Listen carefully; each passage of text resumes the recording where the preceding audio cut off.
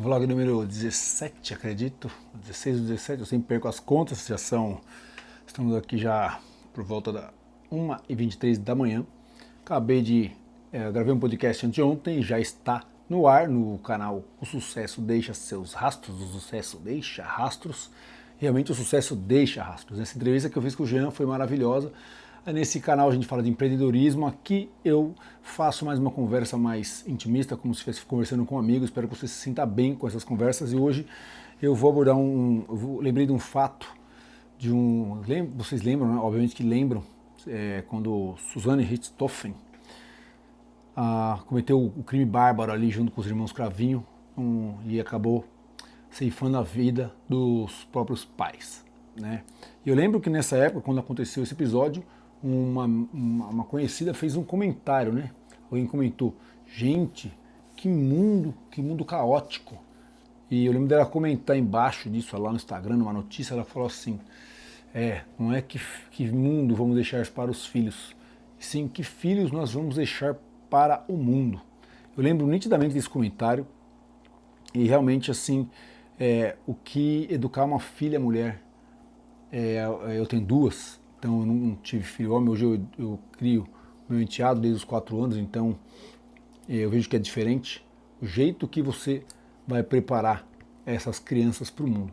Independente se é homem ou mulher, mas eu acredito que mulher é mais complicado, né, devido a todo o contexto hoje social aí, com esse negócio de machismo, essas coisas, e eu incentivo, obviamente, minhas filhas a serem mais independentes, a pensarem com as próprias cabeças, a tomarem decisões e arcarem com as consequências delas, né? Óbvio que eu não crio mulheres militantes para ir contra os homens. Eu acredito que mulheres e homens são diferentes, sim, biologicamente, fisicamente, etc., mas eles são extremamente importantes um para o outro e são complementares. Não é que o homem é melhor que a mulher ou a mulher seja melhor que o homem. Eu, por ter 2 filhas mulheres, eu ensino elas a terem um pouco de independência. Nesse exato momento, eu estou num projeto social com a minha filha aí, fazendo um experimento social com ela, não é projeto social não, experimento social, e ela falou que uma ou 2 pessoas vendiam uns doces na escola dela, e eu falei para ela, ó, vamos tentar, você quer vender? Quero. Ela tentou vender pulseirinha, não deu por causa do valor, compramos umas pulseiras na 25, não foi bem, vendeu só para família, parente, mas lanche, comida, né, se come todo dia. Então eu falei para ela, ó, vai lá, vamos comprar, o que vende? Ela falou, ó, vende esse moranguete aqui vende. Comprei uma caixa, um balde de moranguete assim, vem 50, pagamos ali uma quantia e ela foi para a escola. 3 dias, ela conseguiu vender o balde todo, tendo 36% de lucro. Expliquei para ela sobre porcentagem de lucro, né? Pedi para que ela não vendesse fiado, expliquei para que ela não, se ela quisesse vender mais rápido, ela poderia sugerir um upsell, né? Um checkout americano, aumentar o ticket médio oferecendo um segundo item por um certo desconto. E assim foi feito. Ela falou que a galera aceitou legal, a meninada aceitou legal, né? Então um era 70, um era 80, 2 era 1,50 e 3 ela venderia por R$2. Então ela foi fazendo esse trabalho e em 3 dias ela zerou. Voltamos de novo, compramos mais, já quase acabou de novo, né, a segunda leva, e vamos para uma terceira agora. Então eu expliquei para ela, nas contas gerais, que dá para ela poder persuadir, né, não é manipular, persuadir as pessoas a comprarem mais se ela tiver uma oferta melhor. Então ela vai dar as opções, aí vou explicar essa semana agora para ela que ela já vendeu o sistema da Starbucks. Você dá uma opção muito barata, né, e pequena, uma opção mais cara, porém enorme, uma opção mediana para que, bem perto da mais cara, para que a pessoa fique em dúvida entre o mais caro ou o mais barato, mas nunca o do meio. Então se a pessoa não tem dinheiro, ela vai para o mais barato, você não desperdiça, você vende no volume. Se a pessoa tem um pouco a mais, ela é R$2 de diferença um do outro, ela vai sempre no maior. É uma estratégia da Starbucks que funciona muito bem e eu explico para essa minha filha mais nova, ela tem 13 anos, essa parte de vendas e gestão do seu próprio negócio. Expliquei também para ela que se ela fizesse R$70 por semana de lucro, que é o que está dando uma média, seria R$ 280 por mês, em 4 meses ela teria um pouco mais de R$ 1.000. E nessa ida agora para Nova York, disse para ela que se ela chegasse a 4 meses até o final de agosto, o final de julho, né, eu conseguiria trazer um iPhone 12 ou 13 para ela. Então está super empolgada, vai fazer isso, está empolgada com essa parte e vai fazer isso. Então, você treinar as suas filhas, ou seus filhos, né, para o empreendedorismo, é uma chance deles não dependerem de emprego. Você explicar para sua filha e para o seu filho o que é machismo, o que é cavalheirismo, o que é feminismo, o que é, enfim, feminazismo, né? Vamos assim chamar a feminazi, você saber a diferença e deixar claro para eles que eles têm diferenças, porém uma mulher com um bom homem, realmente um homem do lado dela, ela vai crescer muito, e um homem com uma boa companheira, uma mulher, uma parceira, ele vai crescer muito. E não adianta você falar isso toda hora, você jogar isso só com palavras. É necessário mostrar, é necessário provar através de exemplos. As crianças, elas não aprendem pela linguagem verbal. 70% da captação de uma criança, ela vem da linguagem não verbal e da linguagem comportamental. Isso se deve ao fato das crianças serem muito observadoras. Então elas têm pouca noção de palavras, como é que eu posso dizer, de linguagem verbal, de texto, de compreender a sua oratória, do que o tom da sua voz, as suas atitudes, os seus atos, de que forma você conduz o seu lar. Então eu ensino isso para essas crianças, como empreender, para ser independente, porém não é para ser autossuficiente no quesito, eu não preciso de homem para nada, ou eu, como homem, eu posso ficar solteiro e pegar um monte de mulher. Não é isso que a gente ensina dentro de casa. Tem dado muito certo, as crianças têm tido um comportamento bem amistoso, amigável e bem, como é que eu posso dizer, dentro de um padrão do que a gente sabe que vai dar certo, né? Eu ouço muitas pessoas falarem de famílias desconstruídas, padrões, quebra de padrões, mas eu penso que é de uma tremenda estupidez a pessoa saber que o modelo de família ou o modelo de comportamento seja benéfico aos seus filhos, à sua família, e tenta quebrar aquilo porque, na vez que foram educados por alguns pais sem conhecimento, ignorantes no sentido de ignorar a parte cognitiva e educacional, lúdica de uma criança, cometeram alguns excessos e deixou alguns traumas. Eu tive em casa aqui um exemplo do meu padrasto que durante anos ele cometeu vários tipos de abusos aí com a minha pessoa. E, cara, isso depois de um tempo eu descobri que, graças ao meu traço de personalidade, eu não tenho grandes sequelas mentais, como, por exemplo, crise de ansiedade, depressão, ou ser uma pessoa vingativa, ou ter me tornado aquilo que me machucou. Que esse era o meu maior medo, porque hoje eu também sou padrasto, né? E o meu maior medo era eu me tornar aquilo que me machucou um dia. Porque uma criança, como meu enteado tem 15 anos, ele comete erros constantemente porque está aprendendo a viver. Minhas filhas vêm para casa, elas vêm a cada 15 dias em casa, religiosamente vinham, né? Que agora eu sou avô, então só vem a mais nova, a mais velha já está casada e agora vai morar sozinha. Quer dizer, vai morar com o marido, vai deixar a casa da mãe, vai morar com o marido. Então, as crianças, elas cometem erros. As minhas filhas, quando vinham aqui, também cometiam erros. E a madrasta, né, minha esposa, ela, ao invés de ir incisivamente aquilo, inclusive minha esposa, ela gosta da tal da disciplina positiva, que é esse tipo de disciplina que você tem uma conversa mais abrangente. Então, aqui em casa a gente tem esse equilíbrio. Eu sou meio old school, eu acredito mais na disciplina raiz, mas não dá. Dias de hoje é tudo muito diferente. Não dá para você criar um filho hoje como você criaria um filho nos anos 80, uma criança nos anos 80, como foi o meu caso. Nos anos 80 a gente apanhou pra cacete, levou paulada, levou vara de marmelo, a mãe jogava chinelo. Eu lembro que minha mãe bateu com uma lousa uma vez que estava no quarto, estava apurrinhando, ela bateu com uma lousa e por aí vai.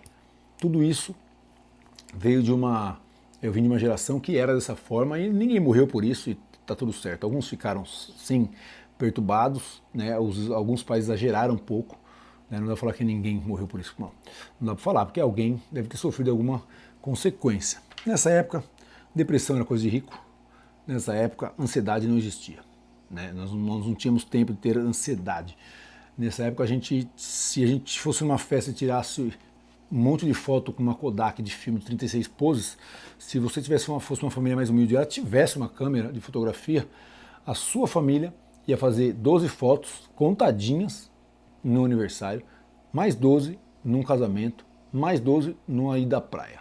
Aí sim o filme ia ser enviado para essas lojas, como é que chamava? Essas lojas fotográficas, hoje ainda existem, mas elas revelavam filmes ali.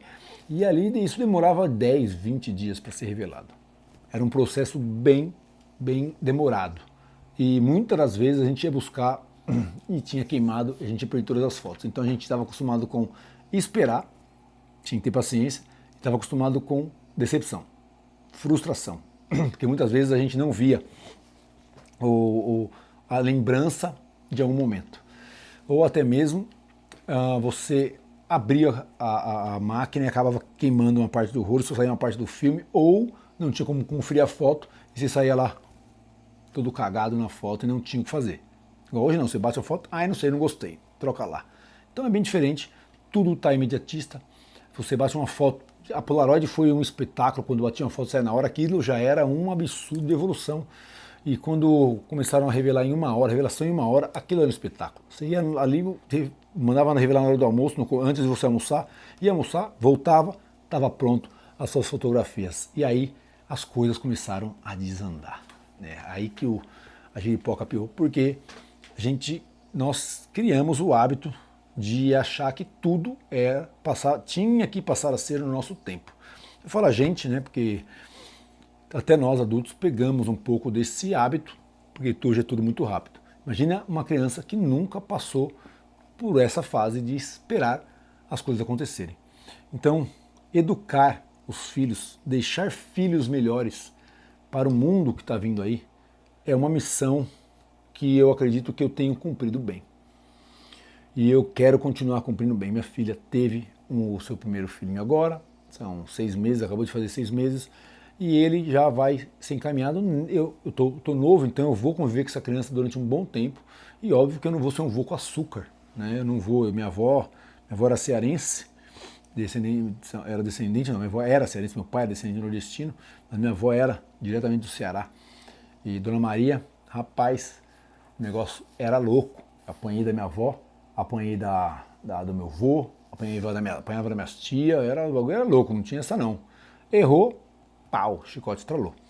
E hoje, se você levantar a mão pro seu filho, é capaz dele chamar o conselho tutelar para ser levado de livre e espontânea vontade para não ficar na sua casa.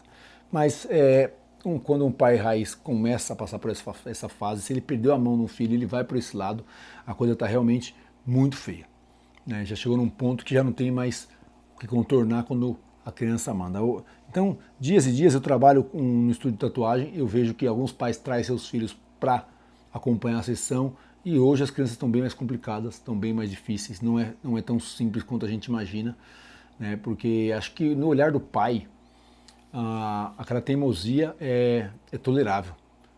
Quando você é o cara que está do lado de fora, vendo aquela teimosia, aquela birra, aquele desrespeito, você sabe que é um desrespeito, porque aí você não tem um véu do amor diante dos seus olhos, então você consegue enxergar um pouco de... Criança não tem maldade, mas ela tem malícia, né?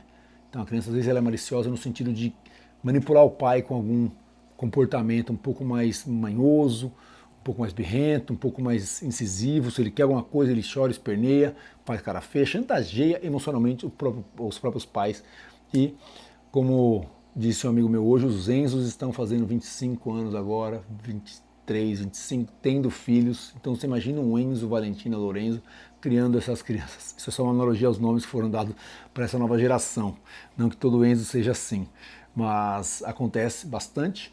E não é incomum você ver essas crianças tendo esse tipo de comportamento.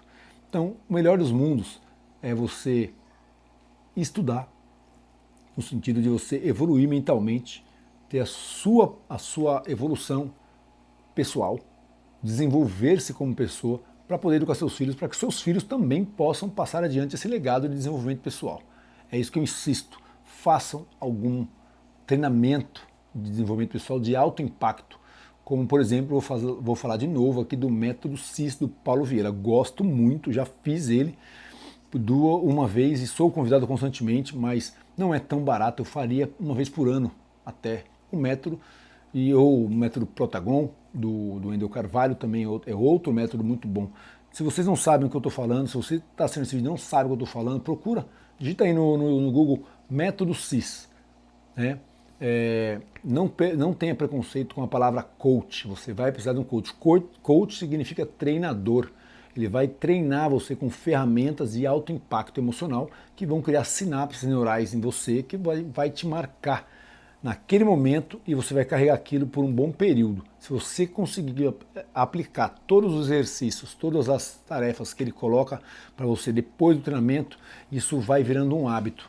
E como disse Einstein, uma mente que se expande jamais volta ao seu estado original.